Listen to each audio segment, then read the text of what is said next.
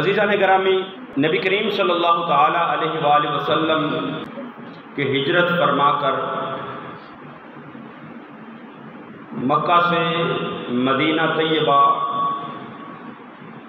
قیام پذیر ہونے کے بعد کفار و مشرکین کے ساتھ جو پہلا معرکہ غزوہ بدر کے نام سے وقوع پذیر ہوا، جس کے اندر اللہ رب العالمین احکم الحاکمین نے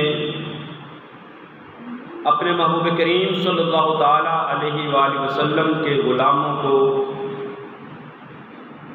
عزت و سربلندی سے سرفراز کیا اور ان کو فتح سے ہمکنار کیا۔ کفار مکہ اور مشرکین مکہ ذلت سے اور شکست سے دوچار ہوئے، اور اپنی اس ذلت کو، اپنی اس شکست کو مٹانے کے لیے اور اس بدنامی کو دور کرنے کے لیے کفار مکہ نے پھر منصوبہ بنایا اور نبی کریم صلی اللہ تعالی علیہ وآلہ وسلم کے ساتھ ایک مرتبہ پھر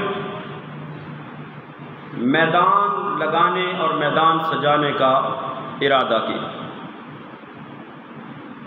اس اعتبار سے کفار مکہ نے، قریش مکہ نے، سرداران مکہ نے بھرپور طریقے سے تیاری کی، ڈھیر سالہ مال اکٹھا کیا اور لشکر تیار کیا تاکہ مسلمانوں سے اپنی شکست کا بدلہ لے سکے۔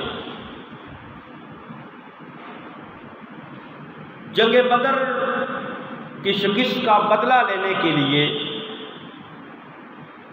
ایک دوسرا معرکہ جو رونما ہوا، جس کو غزوہ احد کے نام سے یاد کیا جاتا ہے، چونکہ مشرکین مکہ، قریش مکہ اپنی تجارتی شاہراہ سے محروم ہو چکے تھے، کیونکہ وہ ان کا راستہ تھا بدر کے میدان والا، جہاں سے گزر کر وہ ملک شام کی طرف جا کر تجارت کیا کرتے تھے۔ اس پر مسلمانوں نے قبضہ کر لیا اور ان کی وہ تجارتی شاہراہ بند ہو گئی، اور ایک یہ وجہ تھی مسلمانوں سے بدلہ لینے کے لیے، اور دوسری جو وجہ تھی وہ یہ تھی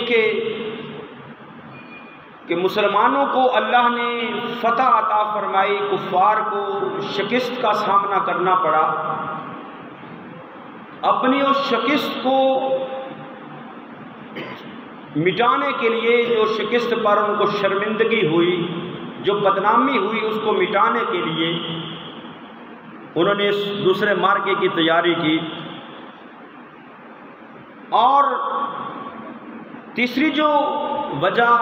غزوہ احد کی ہے وہ ہے کہ بدر کے میدان پر کفار مکہ کے 70 آدمی قتل ہوئے۔ 70 مشرکین مکہ، جن میں ان کے سرداران بھی شامل تھے، وہ قتل ہوئے اور 70 لوگوں کو قیدی بنایا گیا۔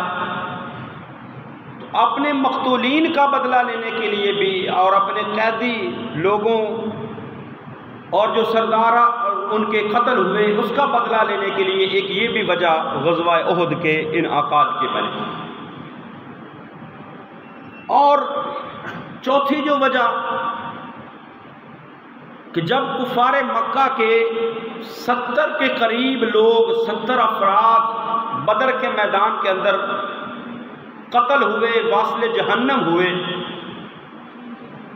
تو تقریباً مکہ کے ہر گھر کا کوئی نہ کوئی فرد تھا جو بدر کے میدان میں مارا گیا۔ تو ہر گھر کے اندر انتقام کی آگ جو ہے وہ بھڑک رہی تھی، ہر گھر کے اندر غصہ اور آتش انتقام جو ہے اس کی وجہ سے اپنی اس آگ کو بجھانے کے لیے، اس غصے کو ختم کرنے کے لیے، اس غصے کو کم کرنے کے لیے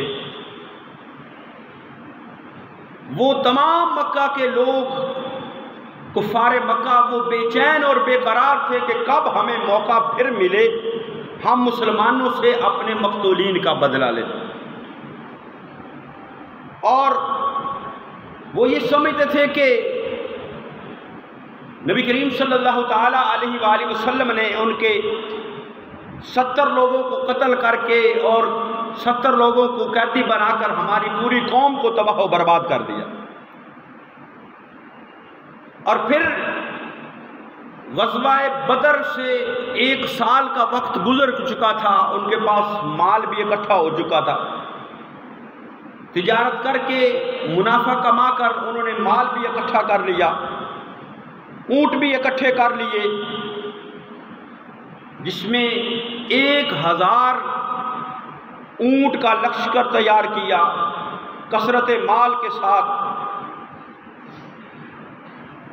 اور جب مال بندہ اکٹھا کرتا ہے، مال بندہ جمع کرتا ہے، تو مسلمانوں کو تو حکم ہے کہ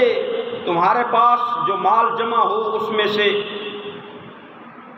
جو اللہ نے تمہارے اوپر غرباء و مساکین کا حق مقرر کیا ہے صدقات و خیرات اور زکوٰۃ کی صورت میں،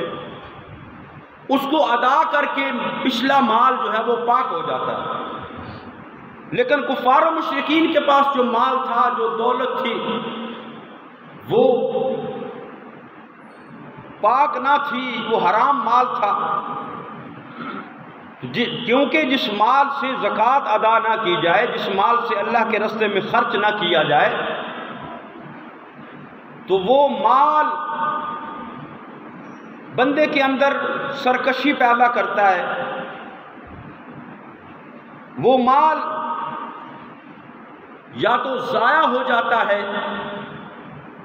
یا پھر بندہ چلا جائے اس مال کو اکٹھے کر کے جس سے زکوٰۃ ادا نہ کی جائے، تو بعد میں آنے والی اس کی اولاد جو ہے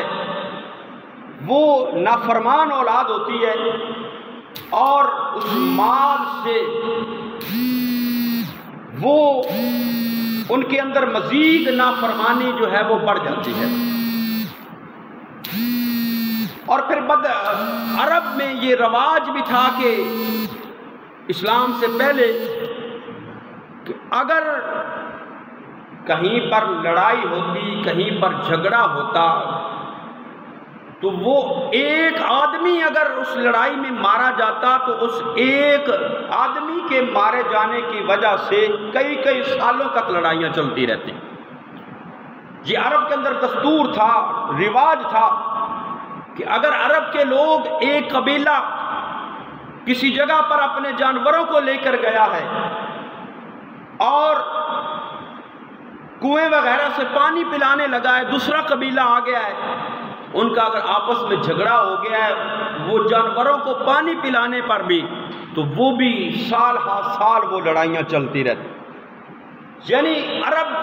کے لوگ جو تھے، مکہ کے جو لوگ تھے، ان کے اندر یہ ایک عادتاً یہ بات تھی کہ وہ لڑائی کو ختم کرنے والے نہیں تھے بلکہ لڑائیوں کو بڑھانے والے تھے۔ ان کی فطرت میں یہ بات شامل تھی کہ ایک آدمی قتل ہو گیا، اس پر سال ہا سال لڑائی، جانوروں پر جھگڑا ہو گیا، اس پر سال ہا سال لڑائی، کئی نسلیں گزر جاتی۔ تو یہ ان کی جو عادت تھی وہ اس سے بھی مجبور تھے۔ اور پھر بدر میں ان کو شکست ہو گئی، شکست کا بدلہ لینے کے لیے انہوں نے جو ہے وہ غزوہ احد کی تیاری کی، اور تیاری اس انداز سے کی کہ مال اکٹھا کیا، 1000 اونٹ ہیں اور کئی ایک گھوڑ سوار ہیں، سامان ہے جنگ کا، اور پھر جن لوگوں کے گھروں میں سے بدر کے اندر لوگ قتل ہوئے، واصل جہنم ہوئے، ان کی عورتیں بھی ساتھ تھیں، اور اپنے وہ نوجوانوں کو جنگ کے لیے ابھارنے کے لیے وہ ساتھ ساتھ ترانے گاتی، ساتھ ساتھ نظمیں گاتی، ان کی غیرت کو للکارتی. یعنی اس انداز سے، اس تیاری کے ساتھ کفار مکہ، قریش مکہ وہ مسلمانوں پر حملہ کرنے کا منصوبہ بنا رہے تھے. نبی کریم صلی اللہ تعالیٰ علیہ وآلہ وسلم کے چچا حضرت عباس بن عبد المطلب وہ مکہ کے اندر ہی تھے. جب ان کو پتہ چلا کہ یہ مشرکین مکہ، یہ کفار مکہ مسلمانوں کے خلاف اور نبی کریم صلی اللہ تعالیٰ علیہ وآلہ وسلم کے ساتھ جنگ کرنے کا منصوبہ بنا رہے ہیں، تو حضرت عباس نے ایک خط لکھا اور ایک شخص کو پیسے دے کر مصطفیٰ کریم صلی اللہ تعالیٰ علیہ وآلہ وسلم کی طرف روانہ کیا. یہ غزوہ احد کے اسباب اور جو بیک گراؤنڈ ہے وہ میں آپ کو بتا رہا ہوں. حضرت عباس کا جو پیغام، وہ خط جب نبی کریم صلی اللہ تعالیٰ علیہ وآلہ وسلم کی بارگاہ میں پہنچا، آقا دو جہاں صلی اللہ تعالیٰ علیہ وآلہ وسلم نے اس خط کو حضرت ابی بن کعب کو دیا کہ یہ خط پڑھ کے سناؤ. جب نبی کریم صلی اللہ تعالیٰ علیہ وآلہ وسلم تک یہ بات پہنچ گئی کہ کفار اس طرح سے مسلمانوں پر حملہ کرنے کا منصوبہ بنا رہے ہیں، تو آقا دو جہاں صلی اللہ تعالیٰ علیہ وآلہ وسلم نے اپنے غلاموں کو بھی جہاد کی تیاری کا حکم ارشاد کیا. اپنے غلاموں کو بھی جہاد کی تیاری کا حکم. تو مسلمان وہ جو ابھی تھوڑا ہی عرصہ ہوا تھا مدینہ کے اندر ایک جنگ غزوہ بدر کے نام سے وہ پہلے لڑ چکے تھے، اور پھر یہ ایک سال کے بعد پھر دوبارہ یہ اور پر ایک اور جنگ، ایک اور غزوہ جو ہے وہ مسلط کیا گیا. لیکن اس کے باوجود وہ مسلمان، وہ نبی کریم صلی اللہ تعالیٰ علیہ وآلہ وسلم کے غلام، وہ آقا دو جہاں صلی اللہ تعالیٰ علیہ وآلہ وسلم کے جانثار ساتھی، جب نبی کریم صلی اللہ تعالیٰ علیہ وآلہ وسلم نے اپنے غلاموں کو اس بات سے آگاہ کیا، تو آقا دو جہاں صلی اللہ تعالیٰ علیہ وآلہ وسلم نے مشاورت کی غلاموں کے ساتھ، صحابہ کے ساتھ بیٹھ کر مشورہ کیا کہ اب اس صورتحال میں کیا کرنا چاہیے. حالانکہ مصطفیٰ کریم صلی اللہ تعالیٰ علیہ وآلہ وسلم اللہ کے پیغمبر، اللہ کے رسول، آپ جو فرما دیتے صحابہ اس کو بصر و چشم قبول کر لیتے. لیکن اس کے باوجود کہ اللہ رب العالمین حکم الحاکمین نے یہ قرآن میں حکم بھی ارشاد فرمایا اطیعوا اللہ و اطیعوا الرسول، کہ اللہ اور اس کے رسول کی اطاعت کرو. لیکن اس کے باوجود مصطفیٰ کریم صلی اللہ تعالیٰ علیہ وآلہ وسلم نے اپنے غلاموں کو بٹھا کر مشورہ کیا، مشاورت کی. تو نبی کریم صلی اللہ تعالیٰ علیہ وآلہ وسلم آپ کی رائے یہ تھی کہ مدینہ کے اندر رہ کر ان کا مقابلہ کیا جائے، مدینہ کے اندر رہ کر ان سے مشرکین مکہ سے جنگ کی جائے، اپنا تحفظ کیا جائے. لیکن جو نوجوان صحابہ کرام جن کے اندر جذبہ شہادت تھا، جو اپنی جانوں کو رسول اللہ صلی اللہ تعالیٰ علیہ وآلہ وسلم پر اور دین اسلام پر قربان کرنا چاہتے تھے، ان کی یہ خواہش تھی کہ ہم مدینہ سے باہر نکل کر میدان کے اندر کفار کے ساتھ مقابلہ کریں گے. تو نبی کریم صلی اللہ تعالیٰ علیہ وآلہ وسلم نے اکثریت کی رائے کو تسلیم کیا. اپنی رائے نبی کریم صلی اللہ تعالیٰ علیہ وآلہ وسلم کی یہ تھی کہ مدینہ کے اندر رہ کر کفار کا مقابلہ کیا جائے. لیکن صحابہ کرام رضوان اللہ تعالیٰ اجمعین سے جب مشورہ کیا تو ان میں سے اکثر صحابہ کی یہ رائے تھی کہ مدینہ سے باہر نکل کر کفار کا مقابلہ میدان کے اندر کیا جائے. آقا دو جہاں صلی اللہ تعالیٰ علیہ وآلہ وسلم نے ان پر اپنی رائے مسلط نہیں کی. ان پر اپنی رائے مسلط نہیں کی، حالانکہ آقا اگر فرما دے کہ نہیں جو میں کہہ رہا ہوں، حالانکہ نبی کریم صلی اللہ تعالیٰ علیہ وآلہ وسلم کا فرمان جو ہے وہ حق ہے، آقا کریم صلی اللہ تعالیٰ علیہ وآلہ وسلم جو فرما دے ان پر عمل کرنا امتی پر لازم ہے، لیکن نبی کریم صلی اللہ تعالیٰ علیہ وآلہ وسلم نے امت کو یہ پیغام دیا اپنے اس عمل سے کہ اگر کسی معاملے پر مشورہ کرو، کوئی معاملہ درپیش ہو تو اس میں اپنے ساتھیوں سے مشورہ ضرور کیا کرو، اور جس پر اکثریت کی رائے ہے اس بات کو مان لیا کرو۔ یہ نبی کریم صلی اللہ علیہ وسلم نے پیغام دیا۔ اگلے دن جمعہ تھا، آقا دو جہاں صلی اللہ تعالیٰ علیہ وآلہ وسلم نے جہاد کے موضوع پر خطاب فرمایا، خطبہ ارشاد فرمایا، صحابہ کے اندر اس جذبہ جہاد کو ابھارا، اور آقا کریم صلی اللہ تعالیٰ علیہ وآلہ وسلم نے جب خطاب فرمایا تو بعد میں صحابہ کی یہ رائے بدل گئی کہ جس طرح رسول اللہ صلی اللہ تعالیٰ علیہ وآلہ وسلم ارشاد فرما رہے ہیں اسی طرح ہم مدینہ کے اندر رہ کر جہاد کریں۔ لیکن عصر کی نماز کے وقت مصطفیٰ کریم صلی اللہ تعالیٰ علیہ وآلہ وسلم اپنے کاشانہ نبوت سے باہر تشریف لے کر آئے، اور آپ نے وہ جنگی لباس جو ہے وہ پہن رکھا تھا۔ صحابہ نے عرض کیا یا رسول اللہ صلی اللہ تعالیٰ علیہ وآلہ وسلم مدینہ میں رہ کر ان کا مقابلہ کریں۔ آقا کریم صلی اللہ تعالیٰ علیہ وآلہ وسلم نے ارشاد فرمایا اللہ کا نبی بار بار بات کو بدلتا نہیں، اب جو بات ہو گئی ہے، جو فیصلہ ہو گیا ہے اسی کے مطابق عمل ہوگا۔ اب مدینہ سے باہر نکل کر جو ہے وہ لڑائی کی جائے گی، مدینہ سے باہر نکل کر ان کا مقابلہ کیا جائے گا۔ اور مدینہ سے باہر آقا دو جہاں صلی اللہ تعالیٰ علیہ وآلہ وسلم نے لشکر کی ترتیب جو تھی وہ احد پہاڑ کے دامن میں لی۔ احد پہاڑ وہ پہاڑ ہے جس کے بارے میں نبی کریم صلی اللہ تعالیٰ علیہ وآلہ وسلم نے فرمایا، حضرت قتادہ اس کو روایت کرتے ہیں بخاری شریف کتاب المغازی کے اندر، آقا کریم صلی اللہ تعالیٰ علیہ وآلہ وسلم نے احد پہاڑ کی طرف اشارہ کر کے فرمایا قال ھذا جبل یحبنا ونحبہ، فرمایا یہ احد پہاڑ وہ ہے جو ہم سے محبت کرتا ہے اور ہم اس سے محبت کرتے ہیں، جو ہم سے محبت کرتا ہے اور ہم اس سے محبت کرتے ہیں۔ ارے مصطفیٰ کریم صلی اللہ تعالیٰ علیہ وآلہ وسلم کے ساتھ اگر کوئی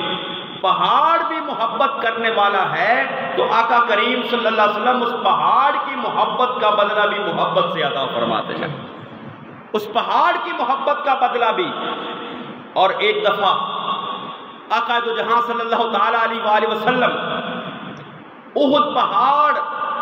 پر تشریف لے کر گئے، نبی کریم صلی اللہ تعالیٰ علیہ وآلہ وسلم کے ساتھ حضرت ابوبکر صدیق رضی اللہ تعالیٰ عنہ اور حضرت عمر فاروق اور حضرت عثمان غنی ساتھ ہیں۔ تو آقا کریم صلی اللہ تعالیٰ علیہ وآلہ وسلم جب پہاڑ پر تشریف لے کر گئے تو پہاڑ کے اندر وجد آیا، پہاڑ خوشی سے جھومنے لگا۔ آقا کریم صلی اللہ تعالیٰ علیہ وآلہ وسلم نے اپنا پاؤں مبارک اس پہاڑ پر مارا اور فرمایا اسکت، اے پہاڑ ساکن ہو جا، ٹھہر جا، فَإِنَّمَا عَلَيْكَ نَبِيٌّ وَصَدِيقٌ وَشَهِيدَانِ، فرمایا تیرے اوپر ایک نبی ہے، ایک صدیق ہے اور 2 شہید ہیں۔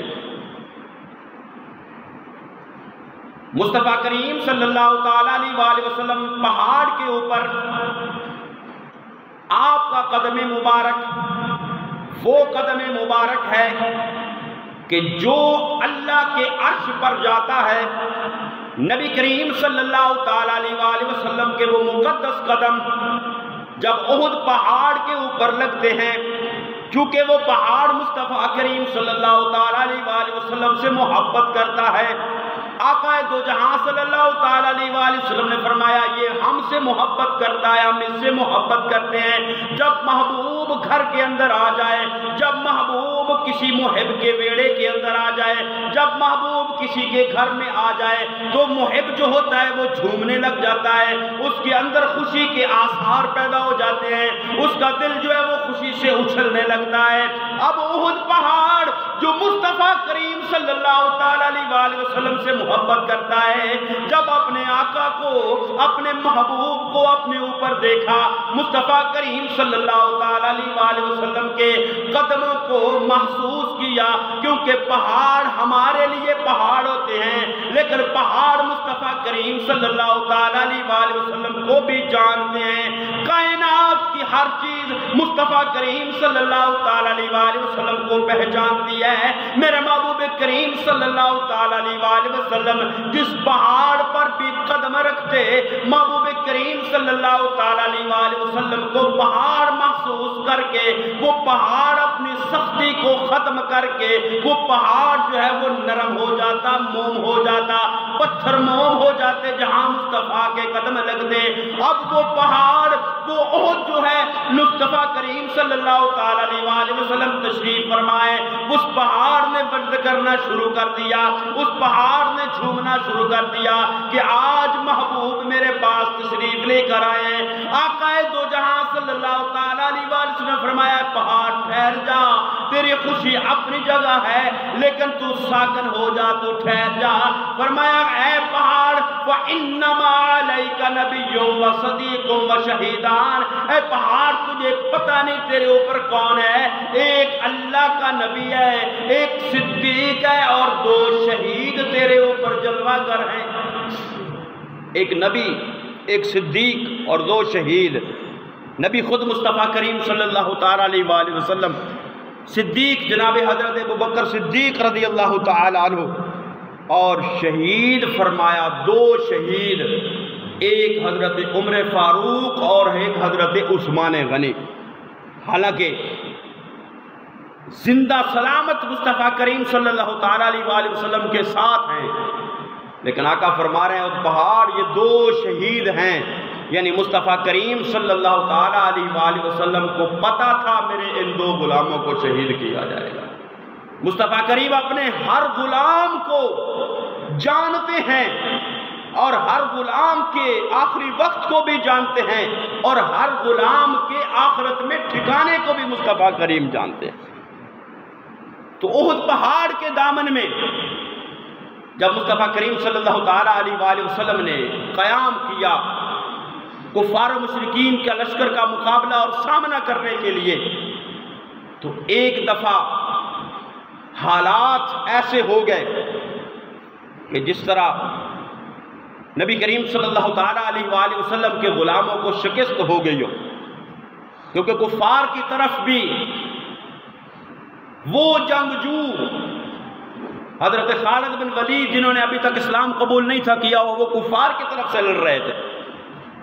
تو اس طرح کا جنگجو جب نبی کریم صلی اللہ تعالیٰ علیہ وسلم کے حکم کے مطابق جن صحابہ کرام کو اس پہاڑی درے پر